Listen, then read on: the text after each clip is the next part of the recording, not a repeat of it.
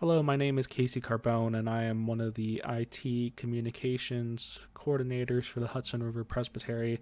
And I'm here to offer up this video as a way for you to help discern something that was mentioned in our stated clerk's report from the November Presbytery meeting. At that meeting, you will remember that as part of the 2020 statistical reporting congregations do, they will be required to include their average attendance. For those worshiping online, there was no clear guidance as to how you report average attendance for virtual worship, and so this video helps to, or seeks to, offer some guidance for things you may consider for how you will report average attendance during this time of virtual worship. So probably the easiest way to determine your average attendance for virtual worship is to look at the built-in analytical tools if you are using a service such as Boxcast or Restream, such as our church uses.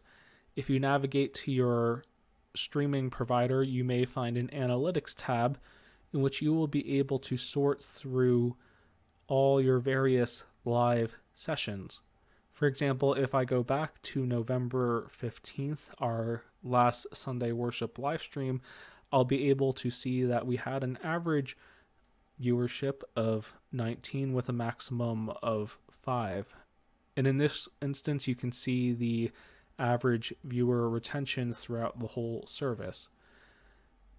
This is something for churches and congregations to consider as you discern what average attendance is virtually, whether you take into account the average that a service such as Restream or Boxcast will provide, or if you go with the maximum number of reported unique devices.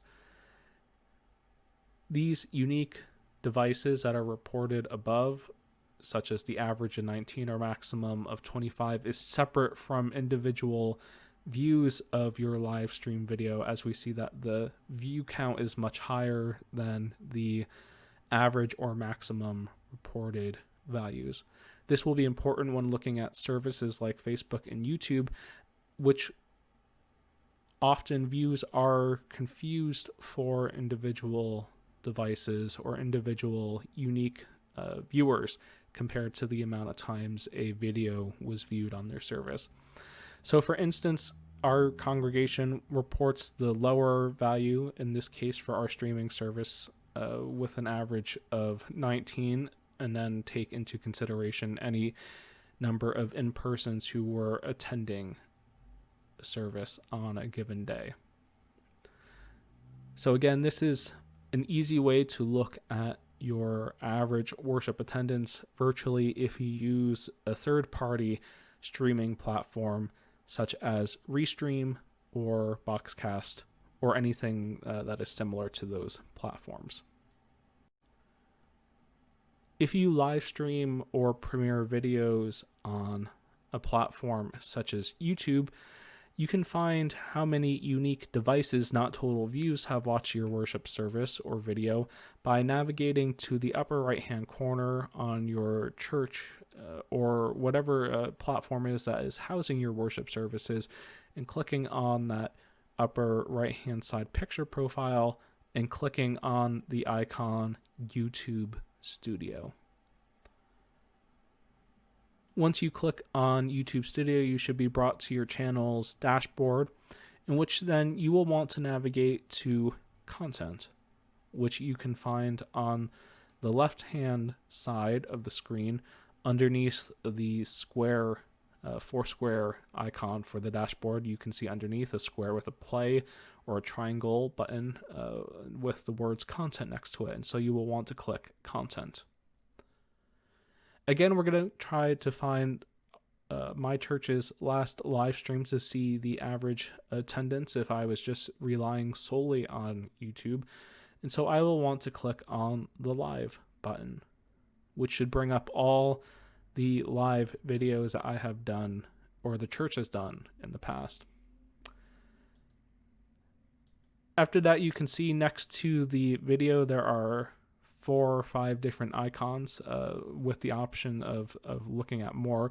You'll see the pencil icon, which you can edit details, analytics, comments, or viewing the YouTube video. For our purposes, you will want to find whatever video or service you are looking for and navigate your mouse over the analytics button, which looks like a little bar chart. Once we have navigated our way to the video analytics for this example service of November 15th, we can find that it has 4 views since it's been published, but this is not the number we want to focus on. We will want to focus on this here information presented in the how many viewers were watching your live stream. This does not take into consideration, as you saw, the number of people who have watched the service in the past, but this takes into account all the number of people who are watching live on the service when it was premiered or live streamed, depending on your current situation. So as you can see, the peak concurrent viewers YouTube tells me that I have is 15, and I can take 15 as the maximum value or try to average out these numbers. You may find it easier to take the peak concurrent viewers if you're relying solely on YouTube, as you can see for our service, for example, starts at 0 and works its way up, due to the fact that our service begins with 10 minutes of sort of a gathering music, and so our numbers don't really reach what they would normally be until services really begin. So that is something for you to consider. And once again, if you are using YouTube as your main platform for premiering or live streaming videos, this is the number you will want to pay attention to if you are trying to discern number of viewers or unique devices that are watching your services at a given time if you are using the platform YouTube. If Facebook is your current platform of choice for live streaming or premiering worship videos, you will want to navigate to your church's Facebook page and make sure that you are a manager or editor or admin, or that you have some kind of page role that will enable you to look at the insights section of your Facebook page. Most devices at this point have been upgraded to the newer version of Facebook, and so if you were to open Facebook and navigate to your church's page, you should find on the left-hand side the ability to look at insights, which looks like a little graph with dots and lines. And so we will want to click on the insights button. Once you click on the insights button, you will be presented with a whole bunch of graphs and numbers, which at this point we do not need to pay attention to. But we will want to scroll down in order to find the section where we can look at our 5 most recent posts. Depending on when you go to look at the attendance for your live stream, your Sunday service may appear here, and it may not. If it does not appear in this section, you can move your mouse down under your 5 most recent posts section to click See All Posts. At this point, you can see that we can find all the videos or Facebook posts in general that we have published. And once again, we are going to use the November 15th Sunday service as an example, and we will hover our mouse over the post and click. Now, Facebook will offer a very similar statistic number that YouTube does, and we can find that at the peak of the live premiere or broadcast of this service, we had 11 live viewers. And similar to YouTube and Restream, the other service, we can find that it offers a bar graph to show when people were coming in and out of the service. Though as a whole, we can see that 11 peak viewers was the peak for this Facebook service. So similar to YouTube, this is the number you will want to pay attention to when discerning how you will input your average worship attendance if you are using online or hybrid worship models during COVID-19. Other metrics such as audience retention and things like that you can look at as well, though for the case of live videos and discerning the number of attendance, the bar graph that, or the chart here that is provided by Facebook is a good indicator of audience retention.